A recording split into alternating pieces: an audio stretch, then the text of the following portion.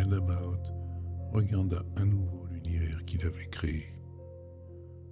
Après avoir engendré sa classe pour maintenir l'illusion et la souffrance, il comprend que pour assurer le cycle de réincarnation et l'illusion du temps, il doit engendrer un autre archonte, Athoth le moissonneur.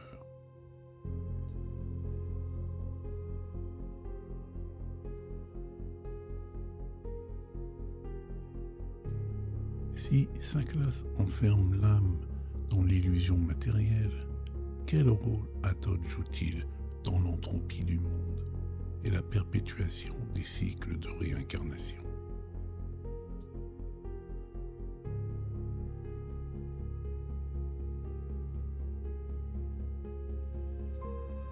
La mythologie grecque abordait déjà l'idée d'une éternelle répétition à travers le mythe de Sisyphe.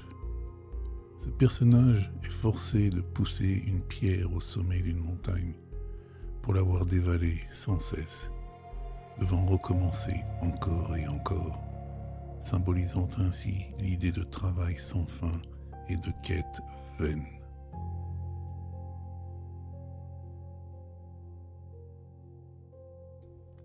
Athoth est celui qui condamne l'âme à une existence éternellement répétée, comme un Sisyphe spirituel condamné à vivre et mourir sans fin.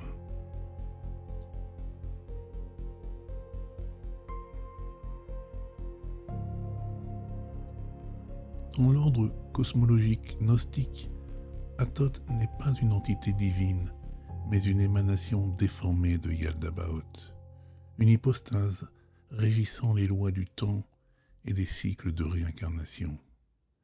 Il incarne la continuité de la matière, la répétition infinie de la naissance, de la vie et de la mort.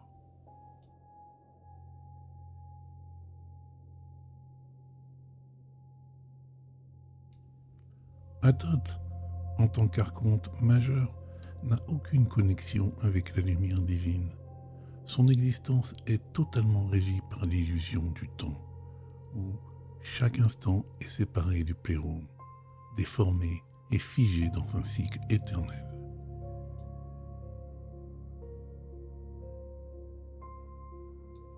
Athoth, en tant qu'archonte des cycles, incarne une réalité déformée et répétitive.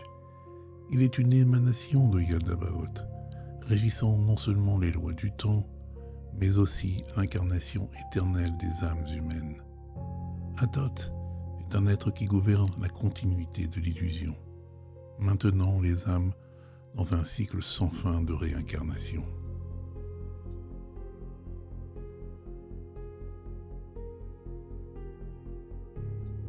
Athoth, bien qu'émanation de Yaldabaoth, occupe une position cosmologique particulière. Son rôle est de maintenir l'illusion du temps linéaire et cyclique, créant une perception de réalité figée et répétitive.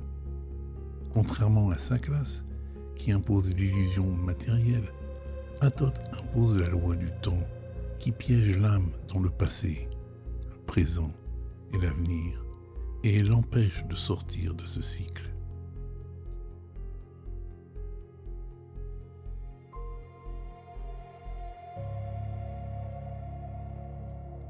Sous son règne, le temps devient une prison immuable, et l'âme humaine, piégée dans cette temporalité déformée, se voit condamnée à répéter les mêmes erreurs dans chaque incarnation, sans jamais pouvoir briser le cycle.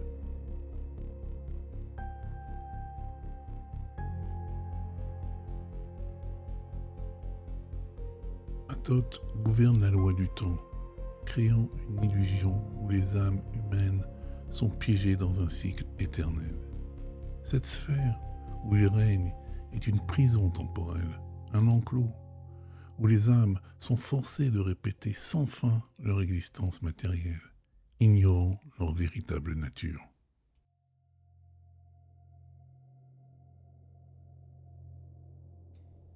Sa classe, en tant qu'archonte de l'illusion matérielle, crée la loi de la réincarnation, instaurant le cycle éternel de naissance, de vie, de mort et de souffrance.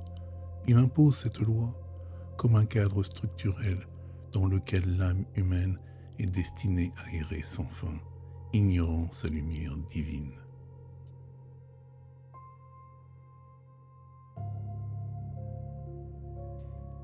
Thoth, quant à lui, gère cette loi dans le temps.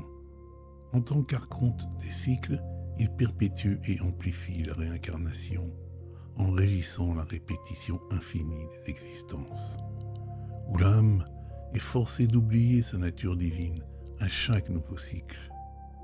La souffrance, les désirs matériels et la confusion deviennent ainsi des éléments inhérents à chaque incarnation. Et l'âme se trouve emprisonnée dans cette illusion de continuité, piégée dans le flux du temps sans fin.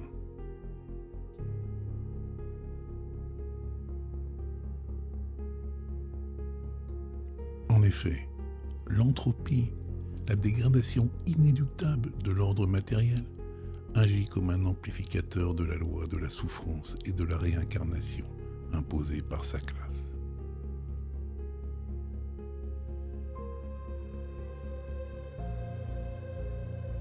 La loi du temps, gouvernée par Thoth, intensifie cette entropie, accélérant le cycle de la souffrance et de la réincarnation.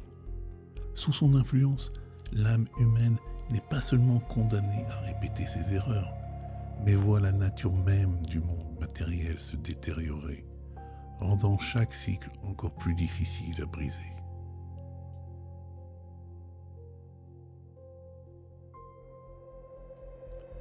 L'âme croit que chaque vie est une progression, mais en réalité, elle est condamnée à errer dans un éternel retour, piégée dans les mêmes désirs et la même souffrance, ignorante de sa nature divine. Thoth devient alors le moissonneur en chef de l'âme humaine, se nourrissant de ses émotions tout au long de son cycle de réincarnation.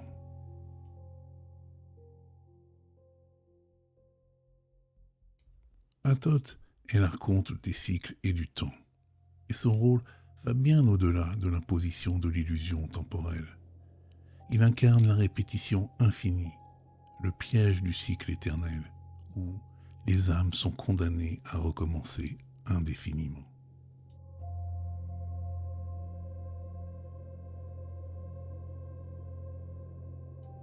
Dans cette prison temporelle, il n'y a ni progression, ni libération, mais une continuité ininterrompue de souffrance et de réincarnation. Ce cycle sans fin est une répétition sans changement, une quête qui ne mène nulle part.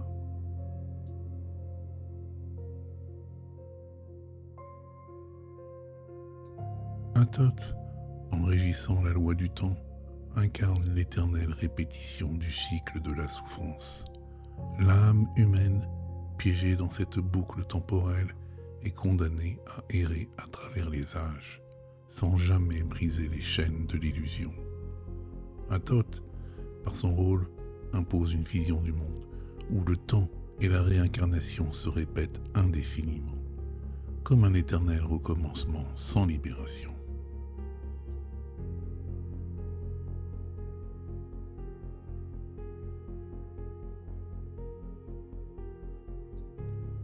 Revenons maintenant à la question qui a animé notre réflexion. Quel rôle Thoth joue-t-il dans l'entropie du monde et la perpétuation des cycles de réincarnation? Thoth, en régissant la loi du temps, amplifie l'entropie du monde matériel, condamnant l'âme humaine à un éternel retour de souffrance et de réincarnation. À travers cette illusion temporelle, il piège l'âme dans un cycle sans fin, où la quête de libération semble sans issue, à moins que l'âme ne reconnaisse la nature illusoire du temps et des cycles.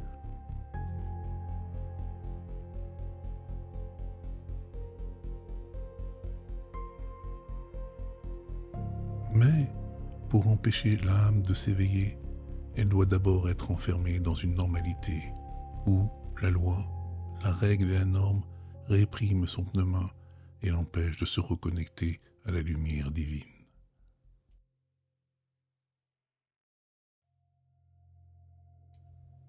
C'est précisément le rôle de Hermas qui impose l'ordre et la contrainte pour maintenir l'âme dans l'illusion.